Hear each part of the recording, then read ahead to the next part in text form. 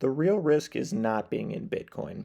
And here's why. I think the risk versus reward ratio has never been better with Bitcoin, especially now that the ETFs were approved this year.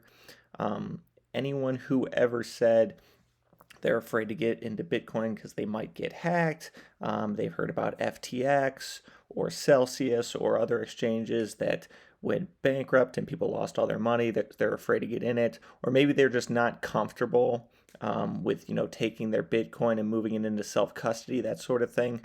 I think with the ETFs approvals this year, that statement doesn't make much sense anymore, right? Because you can have exposure to Bitcoin.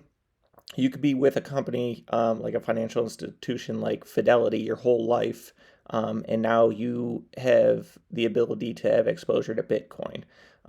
So I think everyone needs to have Bitcoin in their portfolio.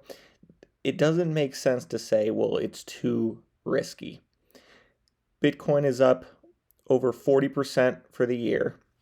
It's up 138% over the past 12 months. It's up over 40% every year for the past 4 years.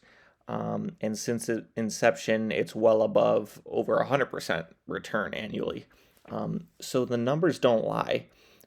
It doesn't make sense to not be in it. The real risk is not being in it, right? It's volatile, but it's volatile because it's fast money.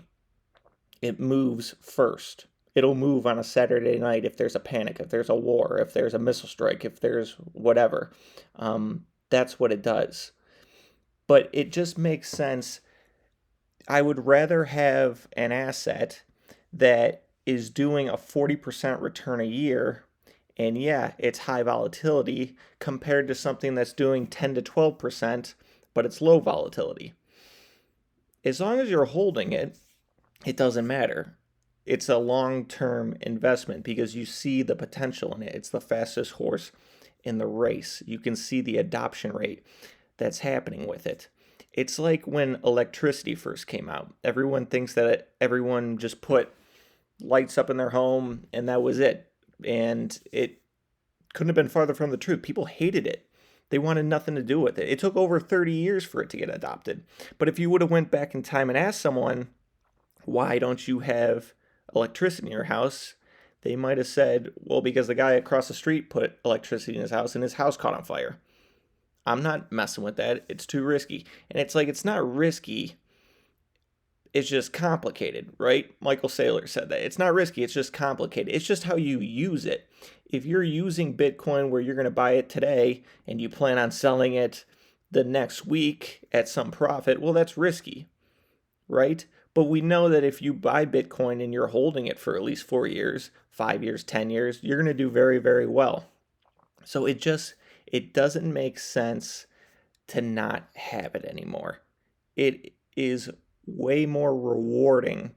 The risk to reward, it's not even close anymore. There was a time where it was the Wild West, right? People were getting hacked.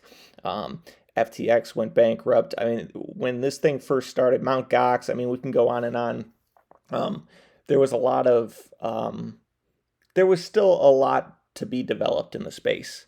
But now that the ETFs are approved, governments are talking about it, public companies are getting into it, you can see the rapid rate of adoption. It just doesn't make sense to me why you wouldn't have just a portion, just something allocated into Bitcoin. The numbers don't lie. The annual returns don't lie.